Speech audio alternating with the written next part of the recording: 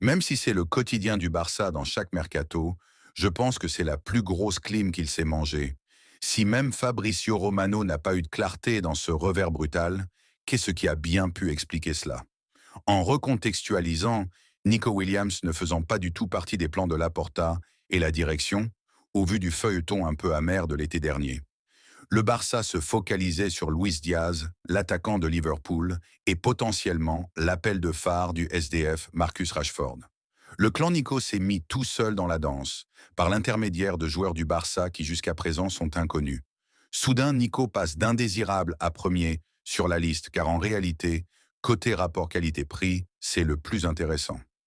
Ainsi, déclaration sur déclaration, le Barça rassure qu'il sera de retour économiquement au 1 pour 1 dès le 1er juillet. Ce qui est excitant, surtout qu'il vient de s'acheter les services du meilleur gardien de la Liga. Ensuite, de négociation en négociation, le lendemain du 1er juillet, date importante, rappelez-vous, l'agent de Nico Williams demande des garanties d'inscription et une clause de sortie en cas de non-inscription.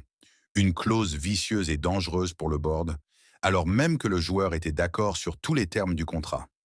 Laporta refuse catégoriquement ces exigences, et 2 jours plus tard, Nico Williams renouvelle son contrat avec l'Athletic plus juteux et sur 10 années. Un boom en Espagne, alors qu'il n'y a même pas une semaine, il était harcelé dans toute la ville de quitter. Ça disait même qu'il ne voulait pas retourner au rassemblement de pré-saison et que par conséquent, il doit y aller loin de Bilbao.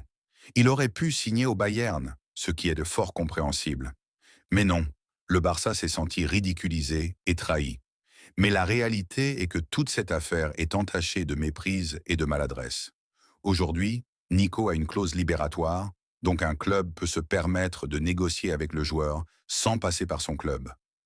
Mais cela n'a pas empêché le président de Bilbao d'aller voir le président de La Liga, Xavier Tebas, qui il sait anti-Barça, de faire ce qu'il sait faire le mieux.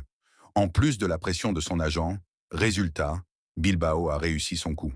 La seule chose qui explique cette conspiration, à mon humble avis, c'est la déclaration de Laporta sur le retour du Barça aux finances, visiblement incertain, et la déclaration de Deco qui laisse entendre que Nico Williams sera un futur joueur du Barça.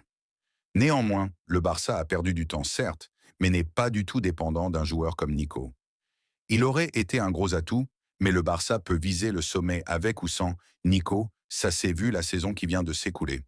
Par contre, on ne peut pas dire la même chose de Nico à Bilbao. Le joueur a plus besoin de ce club que le contraire. Et le Barça n'entamera sûrement pas la saison sans ailier pur. Ceci étant, une page noire vient de se tourner, mais la vie continue. D'énormes leçons à tirer sur cette énième indélicatesse, et le football continue.